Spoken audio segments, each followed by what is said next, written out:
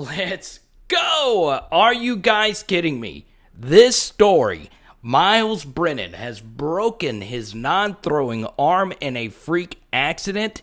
I'm going to share with you the details that I've learned and at the same time talk about if this could actually be a good thing for Max Johnson. So obviously comment down below. You know what's interesting? I go into the story as I try to with an open mind.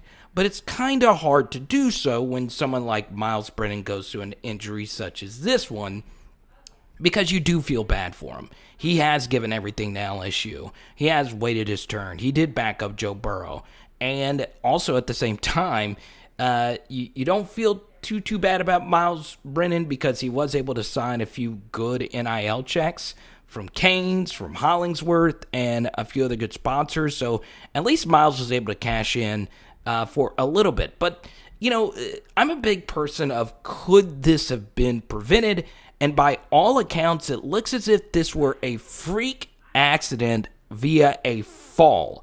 So obviously that stinks, but it also goes to show you that Myles Brennan is not that durable per se. These are two diametrically different injuries. Obviously last year he suffered in the Missouri game, and this year an off-the-field fall. And as we always say on this channel, injuries suck. They're random. You can get really unlucky, but your best ability is always your availability, and if you're not available, you really put LSU in a bind. And Myles Brennan has done just that, leaving Garrett Nussmeier, as you see right here, as your only backup. So the first thing is, once again, I feel bad for Myles Brennan, but you know, we do have to move along.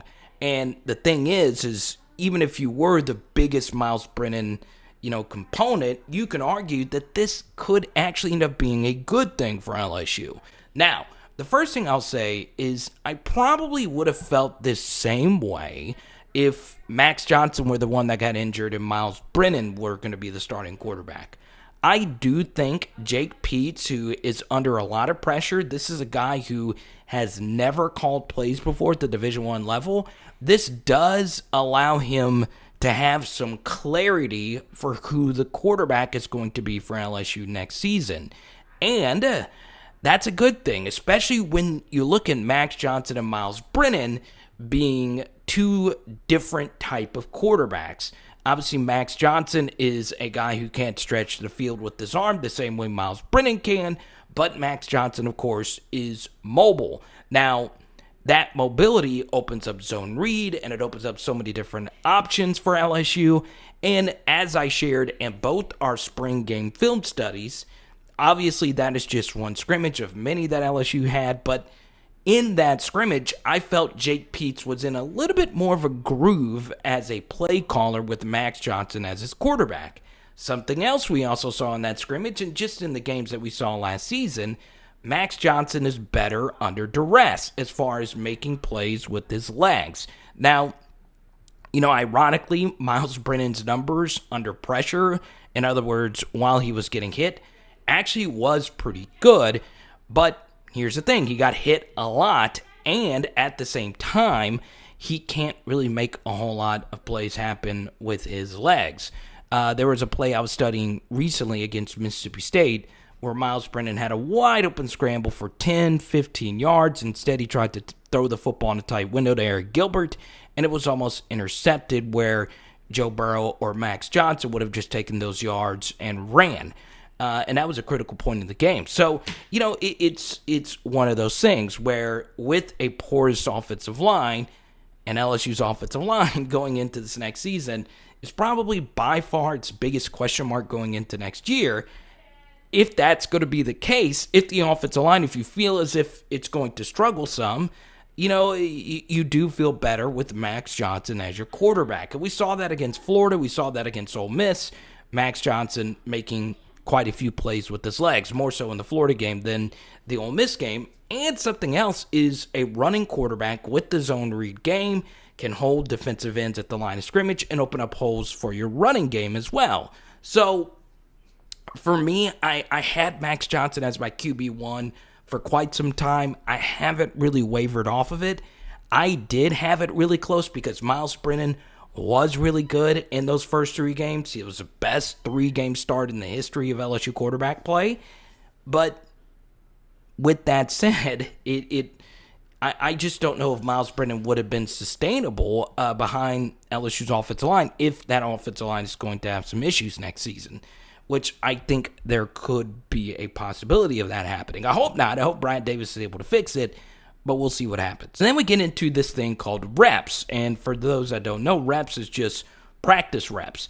If you are juggling between Myles Brennan and Max Johnson, well, those practice reps are very important, and Max Johnson will now get a higher number of those first-team practice reps instead of splitting those potentially with Myles Brennan. So because of the clarity and because of the game plan, I do think, especially for this first game against UCLA, that this injury for Myles Brennan is actually a good thing rep-wise for LSU and for Max Johnson's development right now.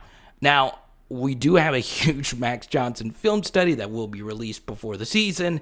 I've been working on it for quite some time. This does, open things up. I do have to change some things now that we have this information. So, yes, I do think for right now that this is a good thing. Obviously, for the long term, though, I don't think it's a good thing because it does leave you with just Garrett Nussmeier as your backup quarterback.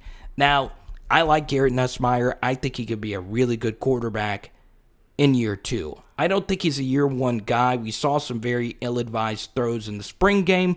We also saw the ceiling of Garrett Nussmeier. I thought he actually had the 2 best throws in the spring game, but he then also had 3 really bad interceptions. We've done film studies, and we actually did a deep statistical study on Garrett Nussmeier's high school career, as he has the highest completion percentage of any senior high school quarterback in the history of quarterbacks that actually ended up going to LSU. So, it's pretty impressive what Garrett Nussmeier was able to accomplish in his career at a really high level of high school football at Marcus in Texas.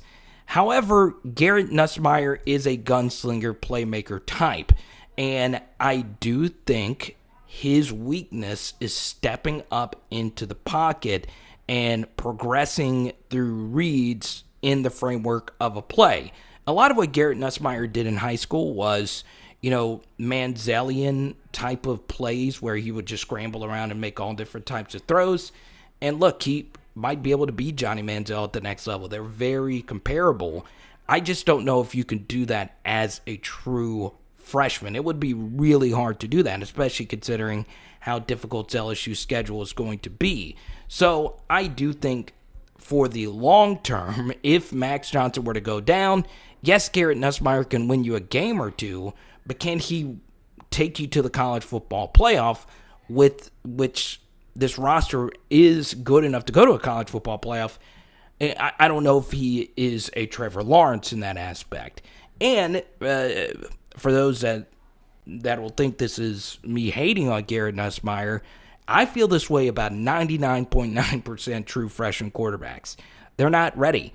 Even Trevor Lawrence was slowly brought along that true freshman season. So, yes, understand that I am a huge Nuss guy, just not for right now. Now, if Max Johnson were to go down and you're only left with Garrett Nussmeier, then you're going to have to, I don't know what you're going to do. You're going to have to play a walk-on quarterback or put John Trey Kirkland at quarterback and run the option. I don't know what you would do. But obviously, let's not hope that gets to that level. I know Zach Van Rosenberg was actually an emergency quarterback last year, but he's also gone. So, yeah, I don't know. I don't know what LSU would do then. But hopefully it doesn't get to that point. So, that's a critical component about this whole thing. And here's the thing, Myles Brennan could potentially come back. Obviously, the severity of the injury is very important. And of course, we touched on this just a little bit earlier. Here's Michael Cobble of WBRZ. He said, I heard it happening at a fishing camp. So, yeah, once again, there's no telling what could have happened here. There's all kinds of rumors out there. So many of you have sent me this flip-flop thing, okay? There's no telling, okay? All kinds of different stuff can get made up. I don't know. I'm not a fisherman, so I don't know how dangerous fishing trips are. Some of you have enlightened me on fishing trips in the past. I know Blake Baker is an avid fisherman, but let me know in the comment section if you think that's irresponsible. Obviously, what actually happened is very important, but it doesn't matter. You know, Myles Brennan, for the second straight year in a row, with an injury, and by the way, against Missouri, he could have ran out of bounds and took a bad hit anyway, to help prevent, him getting injured. He said it was on a different play that he got injured, but still, he took a needless hit. You have to be able to preserve your body. You just do, and durability is part of playing the quarterback position. Surgery will be Tuesday, so obviously, that helps, get the recovery process going. So yeah, you could see a scenario where Myles Brennan comes back later in the season, and then, of course, is, LSU's backup. And there is a possibility that Myles Brennan ends up staying at LSU. Once again, he could have 2 years of eligibility left after this still if he gets a medical red shirt. He, without a doubt, is going to have 1 year of eligibility remaining. So it is a very fascinating thing what the future holds for MB15. So obviously comment down below. We're going to have more content on this throughout the entire week. This is just the start, baby. And yeah, let's keep it civil, okay? And look, a lot of you have been seeing comments throughout the course of this video. This was from our community post. So moving forward, when there is like a big breaking news story, we're going to try and do a community post for you guys to sound off on it, but this is a real post. This is a real thing. We need the comment section to be lit, okay? It is Power Hour LSU. Boom! Oh yeah, we're doing some salmon tonight. Let's go!